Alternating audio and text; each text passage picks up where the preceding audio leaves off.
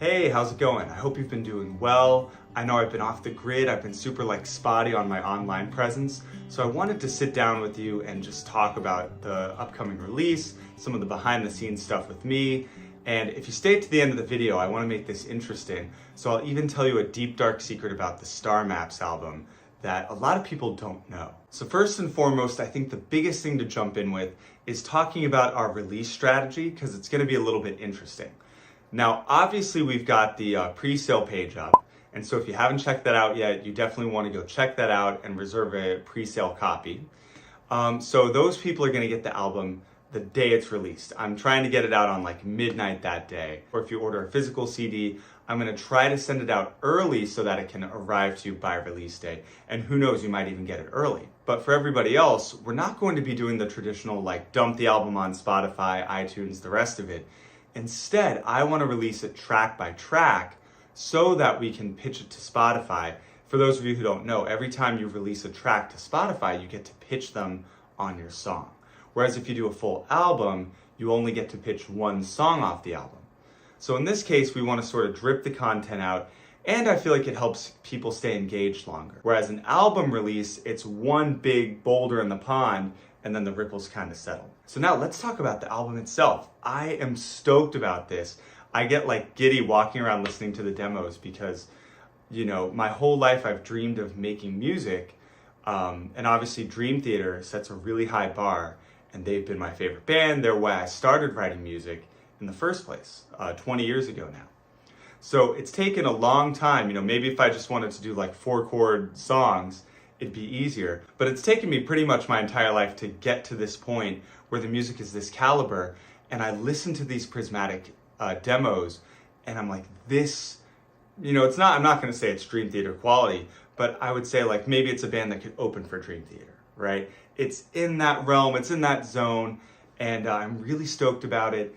And let's talk about like the idea behind the album. You might already know the idea behind Prismatic Spectrum is every song is a different emotion. So we've got happiness, sadness, anger, fear, wonder.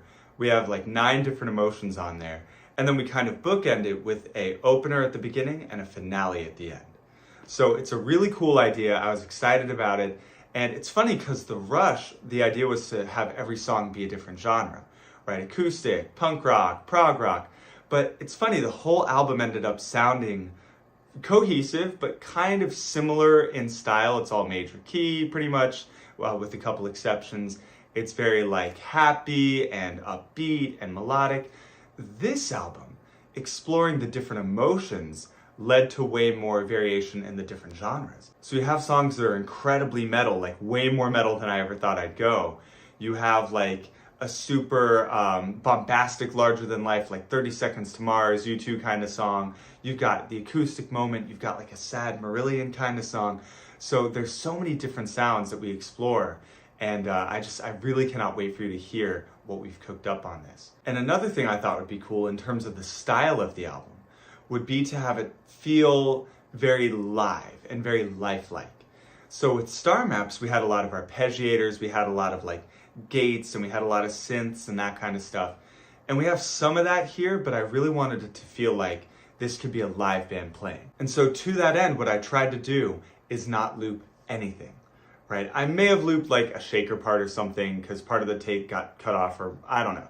There might be like a loop somewhere, but for the most part, if you know this guitar riff happens 9 times, I play it 9 different times.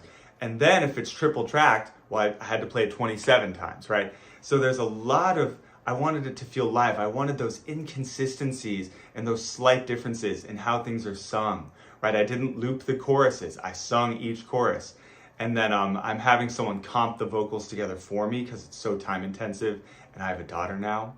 And so I was like, I want you to pull from each chorus. I don't want you to loop. I want each one to be its own experience, right? And sometimes I change the chorus at the end.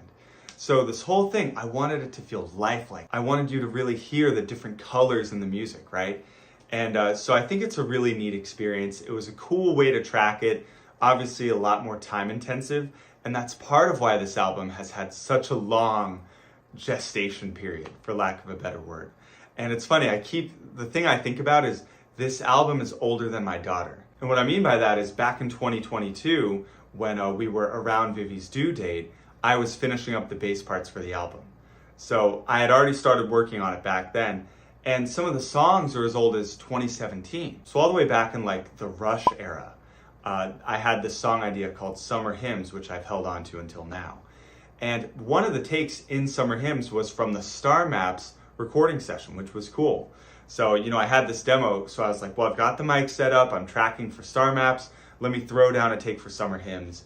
And that, some of that I think made the final cut. So that's pretty much all I wanted to talk about today. I'm gonna come back and make more videos where we actually show you previews of the different songs, and I walk you through some of the neat creative ideas that we came up with. But I promised you at the beginning of this video a deep, dark secret about Starmaps. And now we're gonna get into the personal side behind the music. So if that's not your thing, you may wanna leave.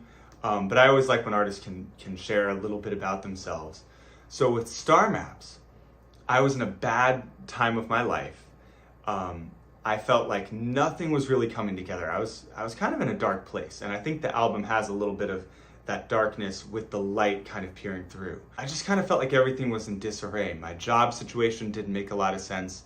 I was making around half of what a school teacher would make. I don't want to give you an exact amount, but school teachers are already not paid enough, and I was making like half that. And so that was rough because me and Anna were engaged, and I wanted to be able to maybe not provide for her totally because she's working too, but at least contribute, right? And at least be a partial breadwinner with her. And I didn't want to just feel like I was this lazy, deadbeat musician guy. I wanted to like actually contribute to our lives together. So that was hard. And then on top of that, there was a lot of change, which I always struggle with. Like we were moving around a lot. We were trying to find a place to land with our home. My parents were even moving. They sold our childhood home, which is fine. But there was just a lot of different change going on. And so that was the energy behind Starmaps. And that's not even the deep, dark secret. The deep, dark secret is that I pretty much did it on my own. And I know if you look inside the album, I've got it right here. It says Surreal is Corey Lennox, Brandon Horsley, Daniel Graham, Jeffrey Matthews. And, to an extent that's true. When we play live, that's our lineup. I love the rest of the band. I honestly wish I could collaborate with them more. But Daniel had actually quit the band just before I started tracking Starmaps. The timeline was a little weird because then he had some time off. He has his own band, Great Wide Nothing, and then he wanted to come back, and I said, we would love to have you back, but I've already started working on these bass parts. Is it cool if I just like kind of see that through? And he had also, I believe, just had his first child, his first twins actually. So he had his hands full and he was kind of like, okay. And we kind of had to work through that weird situation. And then Brandon honestly has been getting more into dance music, EDM, right? Getting into the production side of things. So he's been playing around with like a lot of different synths. He has, if you see his house, maybe I'll put in a little splice here. He's got like a ton of different, I don't even know what to call them, like sequencers and analog synths and all kinds of cool stuff. So he's way more into the EDM scene. And he's told me, he's kind of falling off the prog train. He doesn't really listen to it anymore. He's always enjoyed performing live, and he really just like comes alive during performances. But I know sometimes for him, the like studio stuff can be, I think he doesn't enjoy it as much. And like I said, he's not as into the prog stuff. And I'd already pretty much written all the songs. So I kind of just did the keyboard parts myself. And, I did consult him in terms of the production because that's the role he wanted to take. So, I came to him, I played him the like 90% finished tracks, and I said, what do you think? Let's take notes, let's go through it. And he'd be like, yeah, maybe change this part, tweak this sound, maybe add some real strings here. So he would have these like production ideas, which was really cool. But at the end of the day, it was me who did the guitars, the bass, the keyboards, and then Jeff, of course, drummed it. And that's the same approach that we took with Prismatic Spectrum. Right? I sung, I played bass, guitar, keys, and then Jeff drummed all the songs because obviously I can't drum. So that is Jeff's wheelhouse, and he knocked it out of the park. And he even did a little, he does like a lick on our song Muzzle, which is like the most metal one. He has a guitar lick that he came up with. And I was like, yes, please toss that on there. And I think just to put a bow on this part of the video, I love collaborating. I think music is so much better when you have different people putting their ideas in the pot. And, you know, this was sort of done out of necessity because we had COVID, we had, you know, Brandon had his second kid, Daniel had his third child, a beautiful young daughter. And so everyone's got stuff going on in their lives. And I don't think anyone had the time to contribute as much as I would ask of them for this album. And my hope is if this album really like takes off, right? And it reaches a ton of people and, you know, people are demanding more music from us basically, it'll help us prioritize working together in person, right? Prioritize putting time aside out of our busy lives, coming together and jamming, having fun, collaborating. And I've even kind of made an internal resolution to myself that I don't want to do another solo Surreal album. I was listening back to some of our like high school demos. And yeah, there's a lot that was like really rough. You know, the mixing was terrible, my singing was terrible, but having everybody throw in their ideas made it so rich. And I think it's the same way, even with the best songwriters out there. I think Dream Theater was at their best when James LaBrie was writing songs, John Mayung, you know, Kevin Moore, everybody sort of adding their own flavor into the mix, right? I think Smashing Pumpkins is incredible when Billy Corgan has a great band to work with and kind of bounces ideas around with.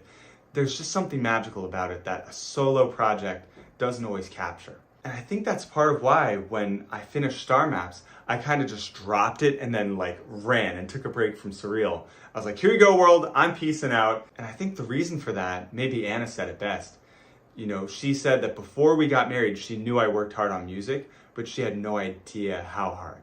You know, she would see me there for hours in front of the computer, just making the songs what they needed to be, recording, editing, all the rest of it. And so, you know, when I was done with it, I just needed a break. And I went and I did my solo stuff for a little bit. I'm still making solo music, which is fun. Still writing some songs that aren't as proggy. But this time I'm challenging myself to stay, to see it through, right? So I'm trying to get more YouTube content, Instagram content, maybe some like little Dream Theater cover snippets, maybe a full Dream Theater cover, maybe like a split screen music video for Journey to Atlantis from Starmaps. That's something else that I've been mulling over. But I want to just be consistent. I want to be here for you. I want to make more content and just see where this road takes me. So I hope you enjoyed this video. I know it was a lot. I've been filming for a while. Who knows what the final edited version will look like.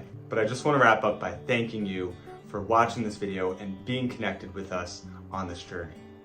All right, so feel free to share our music with a friend in the meantime, get some more people in the fold, and I'll see you in the next video. All right, take care.